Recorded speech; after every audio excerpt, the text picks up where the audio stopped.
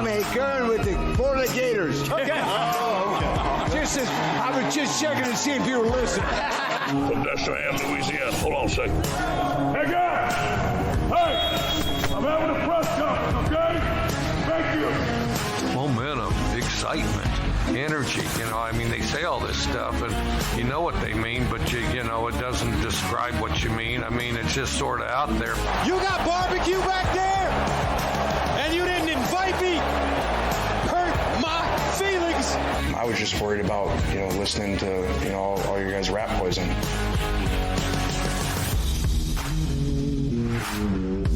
Welcome to Sideline Judgment. Here are your hosts, Sergio and Tyler.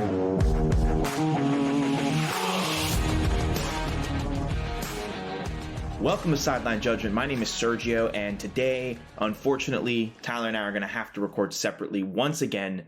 Tyler is working on redacted. Dude, I don't know. How many is this now? 15, 20, 25? I don't know. But I'm very happy for him that he's out there working on another redacted project. He has told me a little bit about this one, and exciting to say the least. So very happy for him. But unfortunately, that means that we're going to have to do a little bit of a separate recording again this week. Let's just jump right into it. Georgia 42, Florida 20. My God. This one, outside of a stretch in the third quarter, which I did really like, outside of that stretch in the third quarter, this one really highlighted just the massive difference between Georgia and Florida right now. It's going to take a few years for us to get to the level where we are competing on and off the field with Georgia. I feel like we are getting much closer in terms of recruiting in that front of competing with Georgia. On the field, we're going to have to wait for those players to get on campus, develop a little bit, and then we'll be able to, I think, achieve the goals that we want to achieve. Those are SEC East division titles first, then SEC championships, and then contending for national titles and making the playoff, whether it's a 4-teamer or expanded to 16 by the time probably that we're able to get there. This was just dominant from Georgia all around. Brock Bowers is made in a lab. You saw that catch that he had along the sideline that was just tipped 17 different ways, and he was able to bring it down. His hands when he brings down the football, it's very for those who watch basketball, it reminds me of Kawhi Leonard. He has just insanely large hands, and he's able to grab the basketball in ways that other players can't. And I feel the same about Brock Bowers, and I really noticed it especially during that play where he's kind of tiptoeing along the sideline. Ball bounces off a Gators defender. I think it was Amari Burney. Bounces off Amari Burney's, helmet. Bounces in the air off of Bowers' shoulder pad, Bowers' helmet, 3 or 4 tips, and then nails it and comes down. Just a cheat code, And not to mention Washington, their other tight end, who wasn't as much of a factor because he looked a little like he was limping after the beginning of the play, first series. So, yeah, just completely different. I did mention that third quarter stretch, though. 17 unanswered points, 2 straight turnovers forced by the Florida defense. It was 28-3 at halftime, and I had the tweets ready. The Georgia football team is losing 28-3 and blows that lead. I had those tweets ready to go. Did not get them fired off for good reason, but for a little bit there, for the third quarter there, did seem a little bit fun. We were able to get the game down 28-20. Which I think was a massive win. And again, that goes to what I said last week about my favorite part about this Gators team so far, and the most notable difference in the Billy Napier era on the field is that this team doesn't quit. And even though they were down 28-3, even though they were being dominated the entire first half, even though the defense was being torched in the entire first half, they were able to go up, get 2 turnovers. The offense responded, 17 unanswered points. It's a good sign going forward. I like seeing these moments in these games, especially, guys, it's Georgia, all right? It's not like this is happening against Vanderbilt, which that comment may come back to bite me because in a few weeks I'm going to talk to you about how I think Vanderbilt's a much better team than they've been in the past and what their record shows this season. But that is for another episode that hopefully I can talk to Tyler about. But no, I do like that they had no quit. They were able to get the work in, and that's my positive from the game, but again, not very much. I will say, too, since we're here, I'll add this to the rundown here for Tyler, but Cormani McClain, when I talked about last week about, hey, at least the recruiting trail, landed number 2 player in the country, yeah, he committed to Miami. So not a great week for the Gators, both on and off the field. I do think that it is positive and we are rolling in a good direction, so I'm not here to panic, but I am here to be cautiously analytical, I should say, about these next 4 games and bowl eligibility. We move now to 4-4. We will talk a little bit about the Florida Texas A&M game in a little bit. But yeah, other news around the program, along with the Cormani McClain commitment to Miami. Brenton Cox has been dismissed from the team. I'm recording here on Wednesday because we will get to the college football playoff rankings in a minute. But recording here on Wednesday, so Tuesday, yesterday, he was dismissed for what Napier says, quote, a culmination of issues. So wasn't just one thing that happened. There's video circulating of after a late Georgia touchdown. Looked like Brenton Cox kind of threw a punch at a Georgia player, which if not great, Bob, don't like that.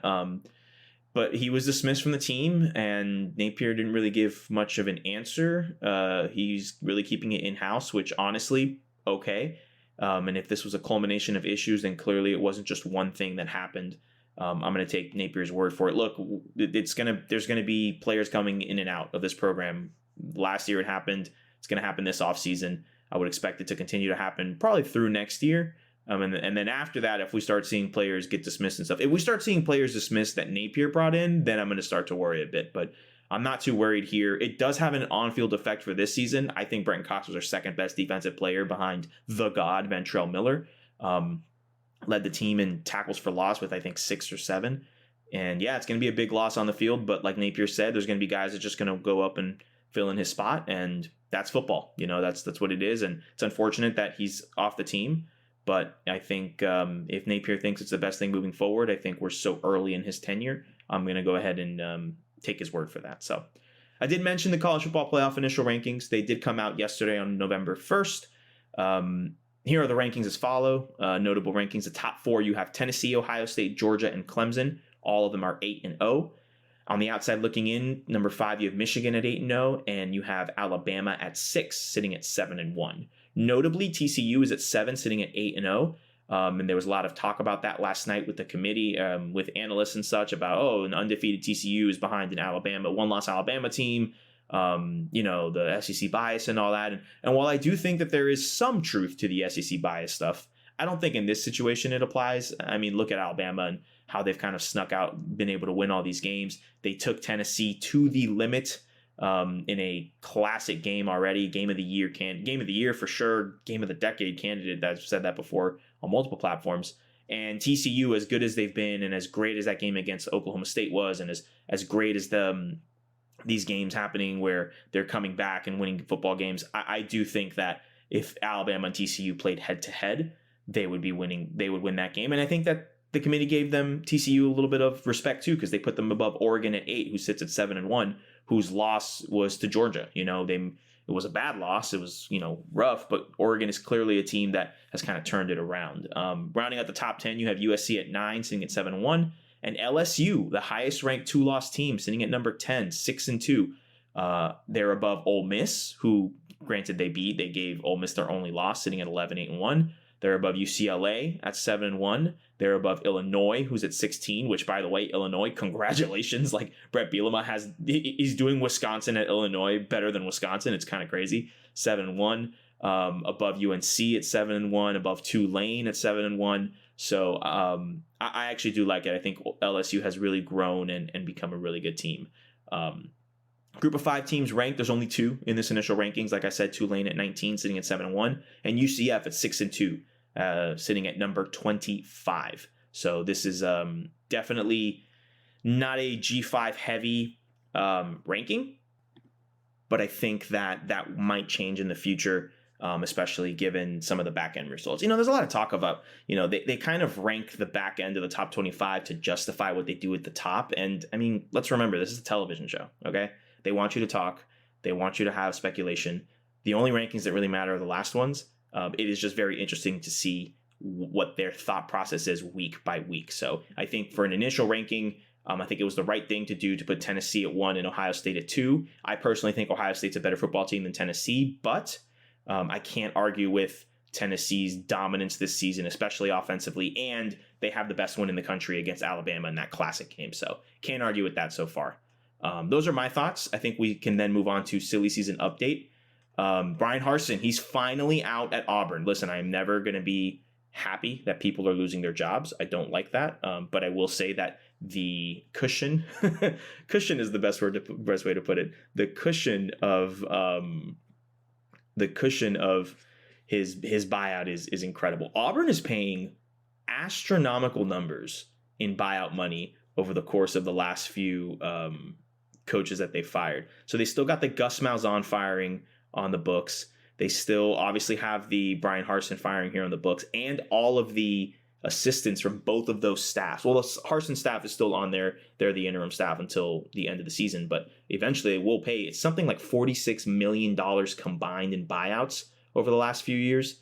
A lot of money happening there. I will say Auburn, this timing, we said, specifically myself, I said, why didn't they do it over the bye week, right? Why didn't they give themselves and their staff some time to prepare and stuff like that? Well, it's because Auburn had not hired a new athletic director, right? Their athletic director resigned in like August. So we knew that Harsin was lame. We knew Harsin was lame duck when they failed. The famous coup in February of this year failed. But Auburn has finally named Mississippi State athletic director John Cohen, former Mississippi State athletic director, I should say, John Cohen, their new athletic director. They named him on Tuesday, one day after Harsin's firing. So, deductive reasoning can tell you that Cohen was like, hey, look, I'll take the job, but I am not firing Harsin. So notably the press release on Monday from Auburn didn't mention Harsin by name. They just said they've parted ways with the Auburn football coach. So yeah, a lot of pettiness there. I did read an article last night from AL.com.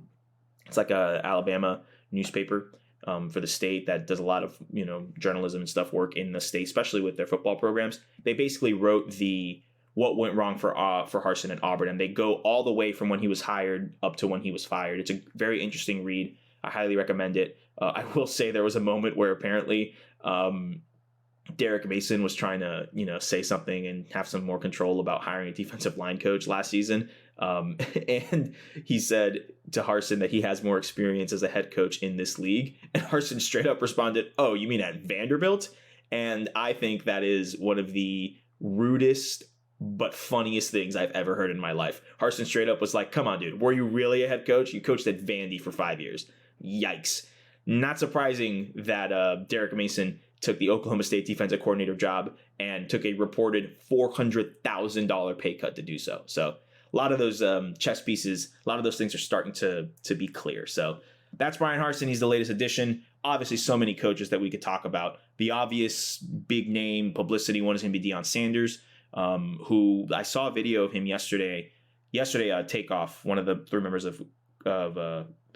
members of Migos, passed away tragically he got shot in Houston after an alleged dice game or something. I don't even know, but I did see a video of Deion Sanders basically talking to his team saying, we got to break this cycle. We can't go back and do all those things that we used to do. And I think it's a very important thing to have a black head coach be able to relate to a majority. Well, at Jackson State is an HBCU, majority black, not only football team, but campus. But, this is a sport that's primarily played by black men in this country. And a lot of the times the head coaches are white men. And while I'm sure that those coaches are well-intentioned and really do care for their well-being, there's something about having someone who looks like you, who's been in your position, and who understands your specific struggle and life experience as a black man in charge, being able to be that role model. And I think that Deion Sanders, in a video that was circulating on Twitter, I encourage you guys to search for it,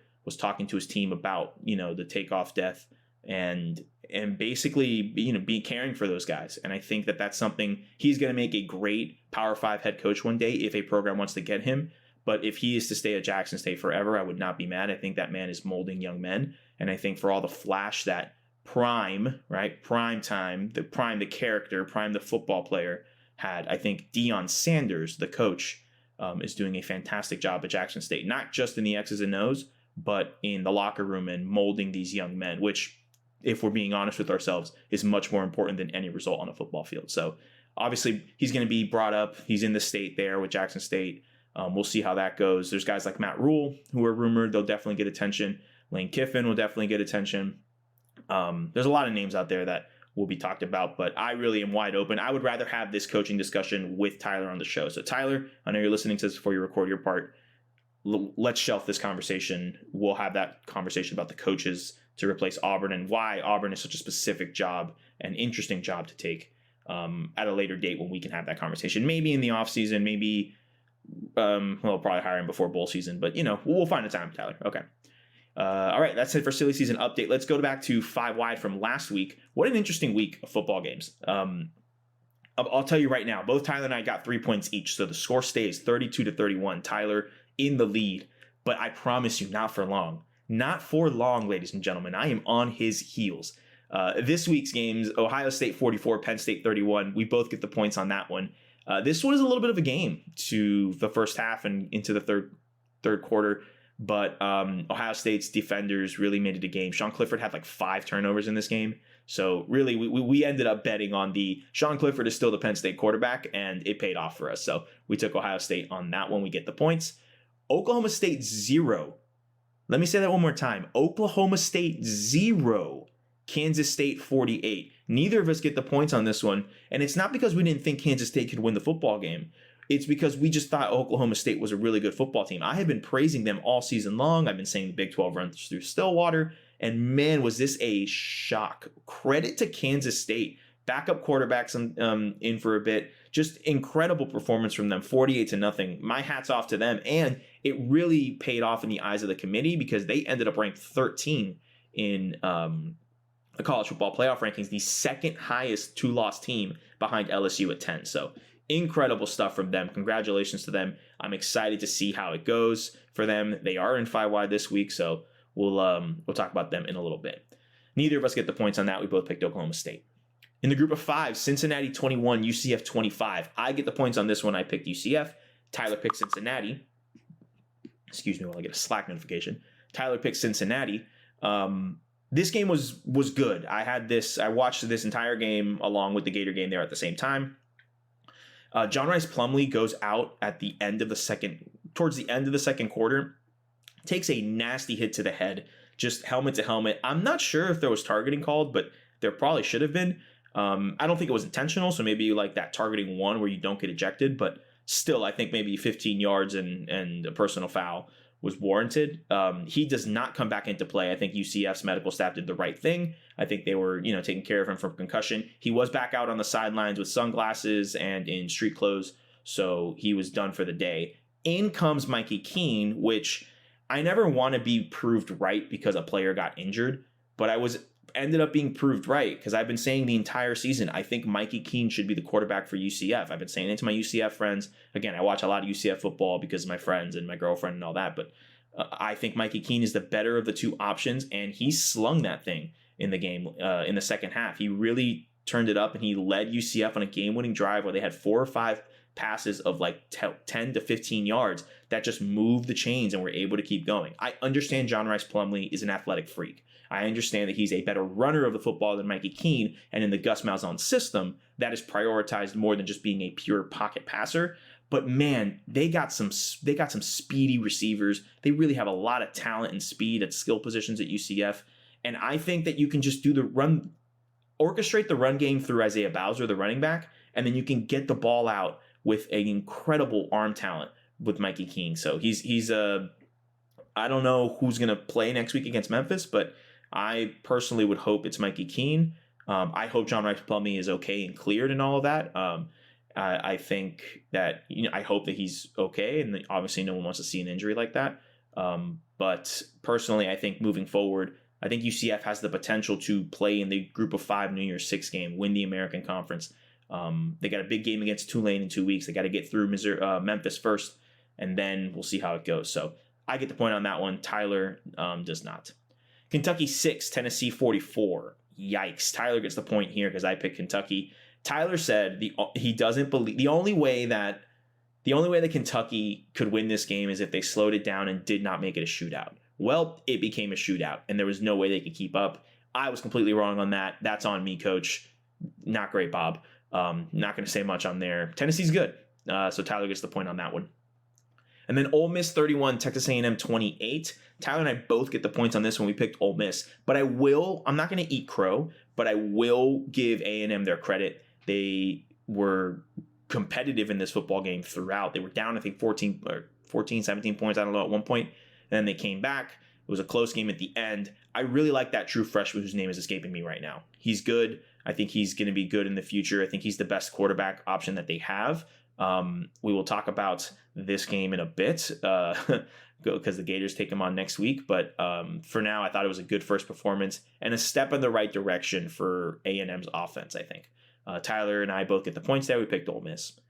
For 2 point, Tyler picked Iowa State, to beat Oklahoma. He was incorrect. Oklahoma 27, Iowa State 13.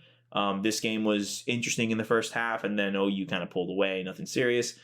And then I picked Pittsburgh to beat North Carolina. That did not happen. North Carolina 42, Pittsburgh 24. I applied the Pitt principle, and in the first half, it looked good. They were winning at halftime. It looked good in North Carolina. Drake May is just really good. He ended up coming back and winning the football game for them. So no points for us on 2 points. That again brings our total. Tyler 32, Sergio 31. I am on your heels, Tyler K. Williams. You just best believe what's happening. Other non-5 wide games to talk about. Utah escaped last Thursday night. Washington State 21-17. Michigan beat Michigan State 29-7, but this game was overshadowed by what happened afterwards in the tunnel leading to the locker room. 2 Michigan players got jumped, and I'm not even like exaggerating. They just got straight up jumped. Like the Michigan State players went in, helmets were thrown, punching him, stomping him. He got jumped, and it's really sad. As of right now, I think 4 Michigan State players have been suspended from the team. Michigan is looking to press charges. It's serious. These schools do not like each other, and not just the school fan bases. The players don't like each other. The coaching staffs don't like each other. Yes, Ohio State is Michigan's biggest rival, but man, is this Michigan State rivalry a serious hatred. I'm just glad no one got seriously hurt. I hope that we don't see this stuff again. I'm not going to blame this on the fact that Michigan only has 1 tunnel. I think, grown adults and young men can control themselves and not get into a fight and jump someone else. But I will say this was exacerbated, heightened, I should say, because there's only 1 tunnel at the big house. Build another tunnel, Michigan. Like, get one for the away team, get one for the home team. Don't know why. Oregon beat Cal 42-24. A little bit of a scare there early on, but alas, didn't really work out there. Louisville 48, Wake Forest 21. Hello.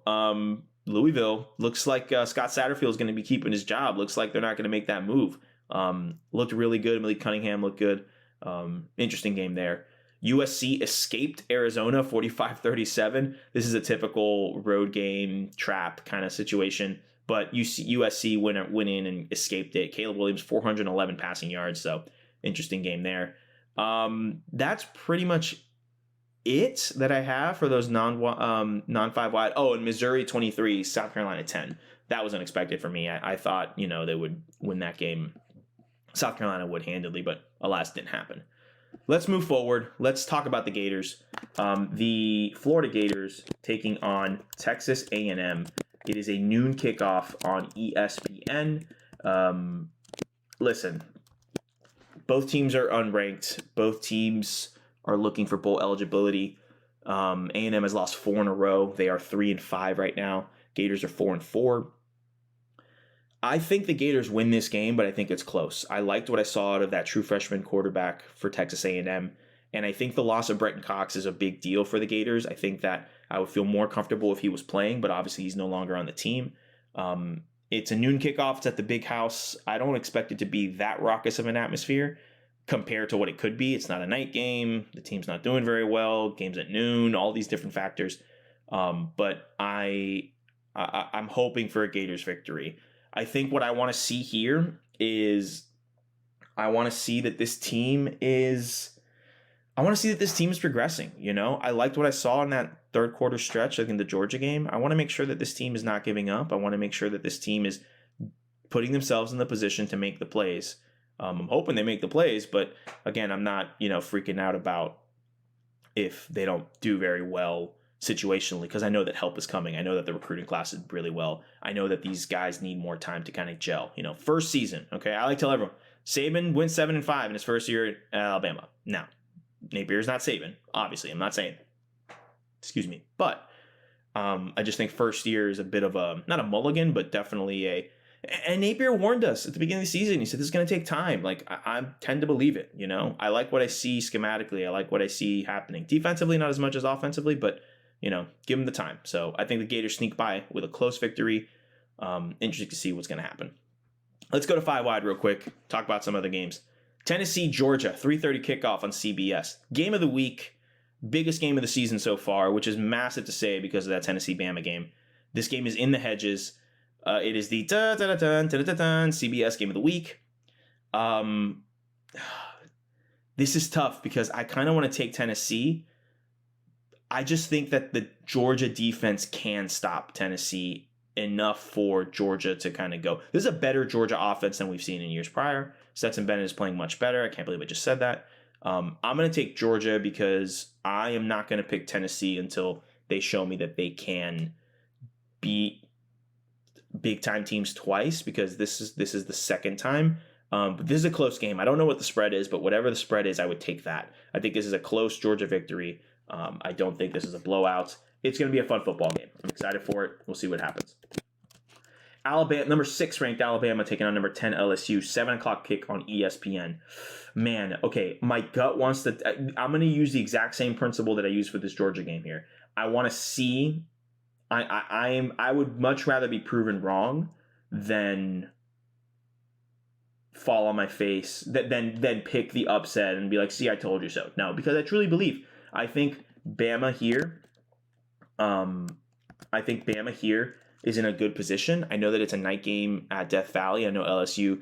This number 10 ranking they kind of set LSU up to be like, okay, LSU, here you go. Here's the opportunity. Just if you win out, you're going to be in the playoff. And I like them. I just think Bryce Young is better than Jaden Daniels. I think that Saban knows exactly how Brian Kelly wants to play, and I think that we have a proven track record of him stopping him and embarrassing him. Now, I think he's got better players here at LSU than he had at Notre Dame, and I think that this Alabama team is not as good as the Alabama teams that Brian Kelly has faced in the past, but I still do think that it's going to come out and Saban will be able to take care of it. Close game again. These are going to be 2 very close games. Great slot for Gator fans, right? Gator game at noon. This massive Tennessee-Georgia game at 3:30, and then this massive Bama-LSU game at 7. If you're an SEC fan, you can have a good Saturday. So I'll take Bama, and if I'm proven wrong, I'm proven wrong, but I'll go down with the Saban ship. Like I have no problem going down with the Saban ship. It's been a great run. I still think it will continue, but if it ends, I'll go down with it. Number 24, Texas taking on number 13, Kansas State. 7 o'clock kick on FS1. I'm taking Kansas State here. I like Texas. I said in the past couple weeks that I think that they are improving steadily, and I think that that is a good sign for the future. But I like what Kansas State is doing right now. I think schematically that they're going to be able to take advantage of the situation. It's a night game in Manhattan. I think Texas, we have seen them struggle on the road in the past, especially at these raucous Big 12 environments. See the game against Texas Tech earlier this season. So I think I'll take Kansas State. I don't think this Texas team is that good this year, but I am in on them for next season. Number 4, Clemson taking on Notre Dame. 7:30 kick on NBC. This is interesting because Notre Dame has definitely improved as the season has gone by, right? They've definitely gotten much better. Clemson, we have seen them not really take that next step from the beginning of the season. We saw DJ Uiagalelei get benched last week and saw Cade Klubnik come in their last game. I think they were off last week. They came in their last game. DJ is going to get the start. DJ is going to be the quarterback. And we have that incredible memory of Clemson the last time they went to Notre Dame in 2020. Of that incredible DJ game. I don't see that happening. I don't think that DJ has the weapons or the protection that he had in that 2020 season. I'm going to go Notre Dame. I'm going to go Notre Dame for the upset. And I think this is mostly a principal pick because I don't think Clemson is one of the 4 best teams in the country. I don't think Clemson deserves to go to the playoff this year, even though I know that they're probably going to win the ACC, even though that if they go undefeated, they will put them in. So I cannot believe I'm doing this, but I'm rooting for Notre Dame so that I can get better teams in the playoff come selection time, if that makes sense. And the last one, we have Wake Forest, number 21, taking on number 22, NC State. I'm going to take Wake Forest in this one. I'm not even going to think twice about this. The injury to the NC State quarterback, Leary, really kind of threw them off the rails. I think they're a good football team, but I prefer Sam Hartman and the offensive firepower that Wake Forest has. I just don't think NC State's going to be able to compete in that sense. That's an 8 o'clock game kickoff on the ACC network. So I'm picking Wake Forest there. For 2 points, again, I'm going to have to go first because, we're not recording. So Tyler, you're owed a couple and you'll get the pick, but I'm going to go 2 point first. Let's take a look. We got some fun games going on. I'm looking at week 9. Whoops. Let me go to week 10, which is the week that we're talking about. There we go. Here we are. We got some action on tap starting tonight on Wednesday. Got some fun ACC and Pac-12 games on Friday night. That looks interesting. I'm going to leave that Pac-12 Friday night game for Tyler, though. I have a feeling he's going to want to take that, and I'll let him talk to you about that one. Tyler, I hope you pick that. Let me take a look at what's going on here. Some interesting matchups. Michigan State, Illinois is interesting. Oklahoma State, Kansas is interesting. Syracuse, Pitt is interesting. All those games include ranked teams. BYU, Boise is an interesting game. Arizona, Utah, especially after how Arizona looked against USC. Auburn, Mississippi State in the John Cohen Bowl, because he is now the athletic director at Auburn and not Mississippi State. But I'm going to take a game close to the state of Florida. We have Florida State taking on Miami down here in South Florida at Miami Gardens, the Hard Rock Stadium. 7 o'clock kickoff on ABC. Hate to say this, but also love to say it because don't want to pick Florida State to win, but definitely want to pick Miami to lose. So I'm going to take Florida State to beat Miami. It is the annual game. This is a game that makes a lot of noise down here every single year, even if it doesn't have the national championship implications or even, honestly, even conference championship implications that it has in the past. It's still a big deal down here. I'll take Florida State to beat Miami. I will not be celebrating this victory, ladies and gentlemen. All right. Only way I will be is if it puts me ahead of Tyler in the 5-wide rank, in the 5-wide scoreboard. But even then, it'll be like a silent fist bump. Like I'm not going to be outwardly celebrating a Florida State victory. Come on. I mean, I'm an idealist, but come on, I'm not a heathen. Let's go. So that is my pick for 2 point. Tyler, I'm hoping you take that Friday night game. And if you don't take it, please say it so that people know what the game is, because I don't want to leave them hanging. It is right up your alley. It is like tattooed, Tyler. It's a Pac-12 game, so listeners, you have some time to think about it. Recapping my 5-wide picks: Tennessee taking on Georgia. I have Georgia. 3:30 kick on CBS. Alabama taking on LSU. 7 o'clock kick on ESPN. I have Alabama. Texas taking on Kansas State. 7 o'clock kick on FS1. I have Kansas State. Clemson taking on Notre Dame. 7:30 kick on NBC. I have Notre Dame.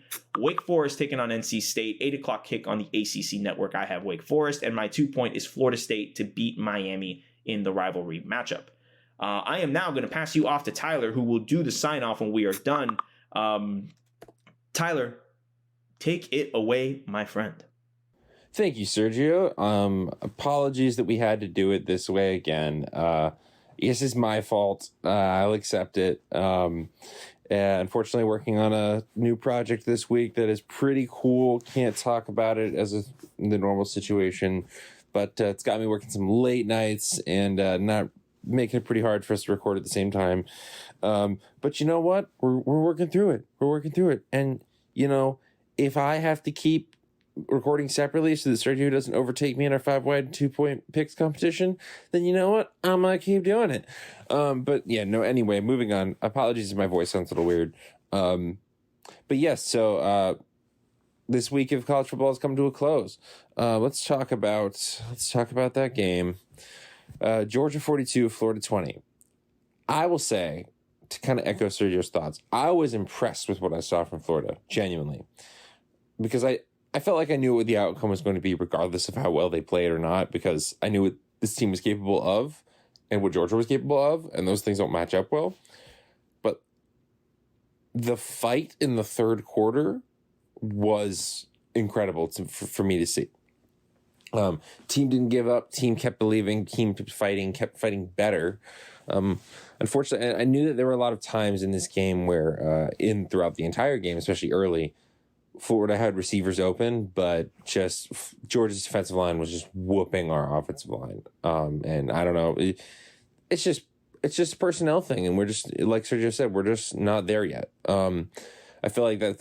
Like you said, the second half was a whole thing where third quarter, Florida comes out hot and it's looking really good, and Georgia's talent is just too much for us to overcome. So this bodes well for us in regards to the fact that recruiting is still looking well. Carmine McLean did commit to Miami. rumors are because it was an absolutely insane NIL deal, in which case, meh. But, not great to lose out on recruits, but still, Florida's recruiting class looks great. So the future's bright. However, that being said, that doesn't make this not hurt. It does hurt. Florida Georgia loss in this game always hurts for me. But this is year one. This is what we knew was going to happen. We all knew this game was a loss. So I'm not going to get too worked up about it. Also mentioning Brenton Cox dismissed from the team Tuesday for a culmination of issues. I also am happy with keeping this, out of the public. I don't really know what happened, but if Napier needs to make some moves to a guy that was a senior anyway, he wasn't going to be here after this year. But if Billy Napier needs to make some moves to the betterment of the team from an attitude perspective, from like a discipline perspective, this is when he needs to do it. Like, this is the building phase. So it's going to suck, but I think that I imagine this is the right thing to do. I don't know the details. Again, I've heard the alleged punch a Georgia player, which shouldn't really do, even though, I don't like Georgia either, but come on, man. Allegedly. But yeah, so I think it's part of it. Additionally, I believe this just came out that Kamari Wilcoxon, one of the defensive backs, is going to be transferring. So don't know many details about that, but it seems like some people are leaving the program. Again, this is the time you want that to happen. There's not his players. You need to be instilling a new culture, and if you find players that are counter to that, I think it is best to give them a fresh start somewhere else. Moving on, CFP initial rankings. Sergio did an excellent job of covering most of these things. I only have a few notes. It makes me sick to my stomach as a Florida fan to see Tennessee at 1, but I don't see another team that deserves to be there. Ohio State, I think, might be better than them, as a team. I genuinely believe that. But I don't think Ohio State Tennessee has the best one in the country. So Ohio State does not. So I think Tennessee deserves to be 1 for the time being. My only thing, TCU being behind Alabama isn't so much the issue. I think TCU should be behind Alabama because, it's Alabama. And their one loss was, the best game of the year and all these things. And yes, SC bias, but come on. I think Alabama would be favored pretty heavily today if TCU played. That being said, would love to see that game. It's TCU being behind Clemson, which bothers me because I feel like TCU has had a tougher schedule, played better than Clemson, and is still 8-0 as well. So I feel like we should just swap it. Like Clemson should be 7 and TCU should be 4. But again, I say this every year. We can get mad as all we want for this because it's about the process and things like that. The teams will just make these decisions for us. The teams play the games, and the games decide this happens. And yes, the College Football Playoff Committee, we all have problems with that. I do too. But it's one of those things where it's kind of fruitless to talk about it and debate too much about it right now because they're going to play a game next week, and then it's all going to shift. I mean, 2 of the top 5 teams play each other. 2 of the top 10 teams play each other. Things are going to change. Additionally, yes, this is not a very group of 5 heavy ranking, but also, just to be completely transparent, this has not been a huge group of 5 year. There hasn't been that Cincinnati or that UCF this year. Tulane 7-1, that's great, but it's not causing the real ruckus that it usually does. So it's just not really something that they have to really look out for this year. All right, moving on to silly season. Bryan Harsin out. Auburn should have done it earlier. It just wasn't working. There's nothing there to take. It should have worked. And it really proves a lack of alignment really does mess you up in college football. Just the athletic department and the coach were not aligned to what they wanted to do. And Bryan Harsin was also a weird hire from the get-go because he's from the other side of the country, which I don't think really matters as a person who moved to Los Angeles. Different industry. But it's weird. I mean, he's 9-12 overall, 4-9 in the SEC. No big wins to speak of, nothing of note. Runs out Bo Nix, and now Bo Nix looks, great. So I don't think that's Bryan Harsin's fault one way or the other, but it's really hard to not let that be seen that way, if that makes any sense. But Auburn's now the top job open. We're going to talk way more about it in the future because I would love to talk to Sergio about possible jobs, possible coaches in hiring. Yeah. Deion Sanders, Matt Rule, the two big ones that come to name, but I'm sure some other people will come through the woodworks. Moving on. 5 wide. Yeah, weird week. Ohio State 44, Penn State 31. This is kind of the score does not really indicate what kind of game this was. For about 4 quarters, it was actually a really close game, and then Ohio State threw defensive touchdowns and just like getting their stuff together. They just kind of blew the doors off of them at the end, which, this is pretty far for the course for how it works for this game. But Sergio and I both get the points. Oklahoma State 0, Kansas State 48. Oklahoma State got shut out by 1 less point than Oklahoma, so I think we know which Oklahoma school is still better. But shocking. That Kansas State won? Not shocking. That they won like this? Very shocking, and this has nothing to do with Kansas State. I just didn't think Oklahoma State could go a game this season without scoring a point. But turnovers and good defensive play will do that, and Kansas State is looking good right now. And like Sergio said, the committee has rewarded them. But yeah, Oklahoma State, yikes. Get your stuff together. But also Kansas State with the backup. That's impressive. I mean, they know what they're doing over there in Manhattan, Kansas. Moving on, number 20, Cincinnati 21, UCF 25. Sergio gets the point on that. Oh, yeah, neither of us got the point in the previous thing, but you already knew that because you already listened to Sergio say that. Cincinnati 21, UCF 25. I'm going to be completely honest with you guys. I didn't watch a snap at this game. And don't misconstrue this as like I give no reverence to UCF. I just had life stuff that prevented me from watching as many games this week as I wanted. But yeah, this is just the case of one of those years where these were the two teams that were like in college football playoff discussions in the years prior. And they both kind of are like taking a down year. And so the group of 5 has not been as contentious this year as it otherwise would have. But yeah, I have thought, like, John Rice Plumlee is a heck of an athlete, but we've kind of known for a little while that he's very limited in the passing game. Now, has that ever stopped Gus Malzahn from playing a quarterback before? Never. In fact, it's helped him. But worth looking out in the future if UCF has a better quarterback on the bench. Moving on, number 19, Kentucky 6, number 3, Tennessee 44. I get the point on that because, yeah, no one's been able to hold Tennessee down, except Florida. Pitt was probably the one who did it the best, and that's crazy to me. But no one has really been able to hold Tennessee down. Kentucky certainly was going to be the team to do that. Like, Kentucky's defense is good, and their offense is fine, but it cannot play at this style, especially on the road. Tennessee's just proven that this is a special year for them. We'll see how special it goes. And again, I really worry about the sustainability, considering it's so quarterback heavy, and we haven't seen really any other quarterback at Tennessee be good in that system. It's only year 2, but we'll see how it goes. Number 15, Ole Miss 31. Number nothing, Texas A&M 28 because they're not ranked. Yeah, this game was closer than I thought it would be. Ole Miss kind of likes to play with their food. Texas A&M, their quarterback played really well this game. I don't know his name either. It's very bad of me. But Sergio and I both get the points on this. I think Texas A&M is now starting to play better and still lose, but it might be turning around for them soon. I still think they're not a good football team, but might start winning some of these games soon down the stretch. But Ole Miss, yeah, get a bounce back. Let's see how it goes because now that Lane Kiffin is connected to Auburn, all eyes are going to be on Ole Miss more than they were when they were undefeated, apparently. But yeah, interesting. I didn't get to watch much of this game either, but I'm excited to go back and watch it.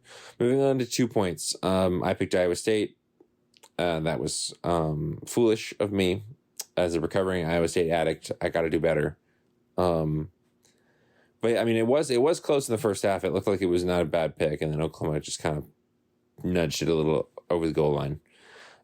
Pitt 24, North Carolina 42. Sergio gets no points. Yeah, that game is always weird. Pitt, North Carolina. So there's nothing really else to say about that. Score to date, I'm still up. That's all that matters, good people. We don't have to get into the specifics of how far or how many points I lead by. I don't feel like anyone wants to hear that. But you know, I'm in the lead. That's all that really counts. Moving on. I don't want to discuss that anymore. Moving on. I don't really have any other non-5 wide games that I think Sergio covered pretty much all of them. Moving on to this upcoming week, Florida versus Texas A&M at Kyle Field. Okay. Sergio thinks Florida's going to win. I think that to a degree, because I think Sergio's forgetting something that I unfortunately am too traumatized to forget, and it is the Jimbo Fisher principle. Jimbo Fisher doesn't lose to Florida. And my only worry is that I don't think Texas A&M is very good, but we're not that good either. I mean, Florida's fine, but it's on the road. Florida's offense played better. Anthony Richardson has not been turning the ball over as much. Feel like we're kind of hitting our stride. Texas A&M hit their stride offensively last week as well. I'm going to be honest with you guys. I think Texas A&M might win this game. It's just they've lost 4 straight. It's going to come around the other way. Now they're starting to play better. And I wish it was wrong, but like I feel like Texas A&M might get this one. Also, again, because the Jimbo Fisher principle of like he just doesn't lose to Florida. He just, I don't know. I want to be wrong. I want to be wrong so bad, but I'm not. I don't know. I got a bad feeling about this game. All the games after it, I think, are extremely winnable for Florida, and I think Florida could finish the season out 7-5. But they could finish it out 8-4 if they win this game. But I just got a bad feeling about it. But moving on, we'll see what happens. Moving on to 5 wide. All right. Number 1, Tennessee versus number 3, Georgia. Sergio has misspelled Georgia with an I in the wrong place. But I'm not going to put him on blast here on the podcast for that. No. Anyway. Number 1, Tennessee going to number 3, Georgia. Kirby Smart has told Athens faithful to like pack the stadium. Biggest game of the year. Well, that's fraudulent. Alabama was bigger for them, and Florida's kind of bigger for Georgia. Never mind what I just said. But Sergio took Georgia. And look, I don't like either of these teams. But there's nothing more in the world. I usually don't like Georgia more, but Georgia being good is kind of an accepted necessary evil of the college football watching experience. Tennessee being good rubs me all the wrong ways, so I really want it to end. And again, this is me, biased Florida fan, talking. That being said, I think Tennessee is going to win this game, and mostly because, like, as much as the Georgia offenses continue to improve, I don't think Georgia's defense can slow Tennessee. I mean, they can slow Tennessee down for sure. I don't think they can shut them down, and they were getting into a shootout. And while I think Georgia with their running backs, basically meaning their rushing ability of that team means that you never really have to stop running the ball even when you're down. If Georgia can stay on top of it early, I think this is going to be a really good game. It'll be a shootout, and then eventually Georgia could win.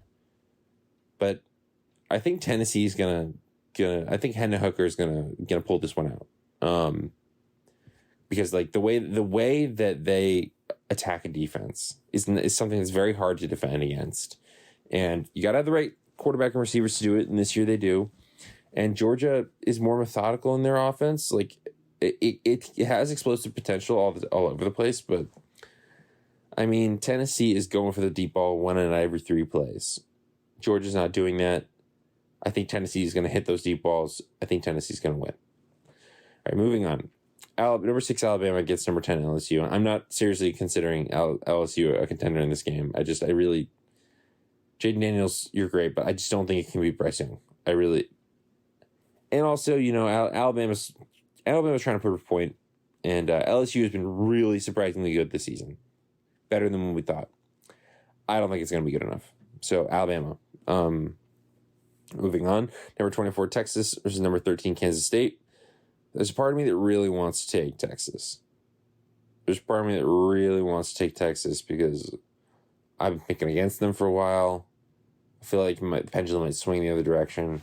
And Kansas State just had their big win. So maybe, swings back and forth. That being said, I really can't do it. I got to take Kansas State. I like what I see out of them. They're so much more complete than Texas.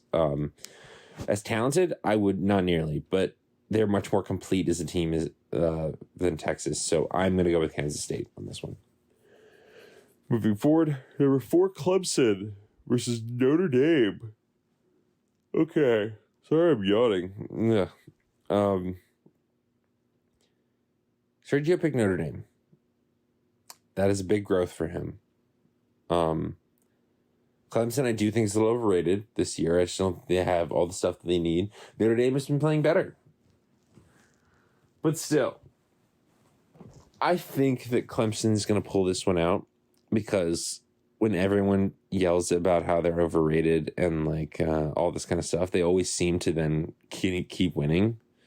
Yeah, the schedule's kind of soft, but I think Clemson can get this one. Either DJ Uiagalelei or Cade Klubnik. Either or, they've got the talent. I think Notre Dame has been better this season, but Notre Dame has also been beating teams that it should beat as it gets better. And I think Clemson is going to pull this one out. So I'm going to go with Clemson. Last game in 5-way, number 21 Wake Forest versus number 22 NC State. I'm not betting against Dave Clawson. No, sir, not me. You will not find me doing that. Take that slander somewhere else. I will join Sergio in picking Wake Forest. Also, NC State's season is basically over because they lost Evan Leary. So not the hardest thing to pick in the world. Moving on to our 2-point competition. Sergio took Florida State over Miami. That is a great pick in regards to a game to watch because Miami's bad. But they for sure will play their best game of the year against Florida State. That is a known quantity that is given. And Florida State is fine. We'll see if they can match. Moving on, my pick. Sergio, I'm going to make you happy. I am going to pick that Friday game. Although I did consider Oklahoma State, Kansas. I am going to pick that Friday Pac-12 game because these are two of my Pac-12 teams. It's too good to pass up. Oregon State is playing Washington. Number 23 Oregon State is playing Washington on Friday night in the Pac-12. On just night game, normal night game for me. Pac-12, I think it's Pac-12 after dark for you guys. But I'm going to take number 23 Oregon State over Washington because Jonathan Smith knows what he's doing, and I will not take any slander. Yeah, Oregon State is 6-2, and Washington is 6-2. Oregon State's bumping that number up to 7 because again, Jonathan Smith knows what he's doing. I'm so excited for this game. Can't wait to watch it. I'm excited for this week. Interesting week. Big games coming up. College football playoff rankings are now out. So now half of the game coverage will be talking about that. So yeah. It's that time of the year. We're really winding down. It's week 10. Oh my gosh. Sorry, I just had to look away from the mic for a second because I'm shocked. I mean, this season just flies by, but we appreciate having all of you with us for it, and we appreciate you sticking with us for these split episodes. Understand that it is genuinely my fault, and I apologize for it that we could keep having to do this, but should be able to record together next week, and I'm very excited to do so. But yeah, excited for the games ahead. Excited for that Florida Texas A&M game. I want to see Anthony Richardson take over. I want to see the defense step up. Things I've been saying for weeks. But I think that Florida can win that game. I just get a bad feeling about it. But I'm very excited for what I think will be a good, close game. I'm excited for Tennessee, Georgia. I'm excited for all these games. Another great week coming up. But thank you guys so much for listening in. And me and Sergio will be back next week together. And it's definitely discussing more of the Auburn head coaching subject. I am excited to discuss that with him. But in the meantime, hope you guys stay safe. It's getting colder out there, so warm up. And remember that we are not biased, but go Gators.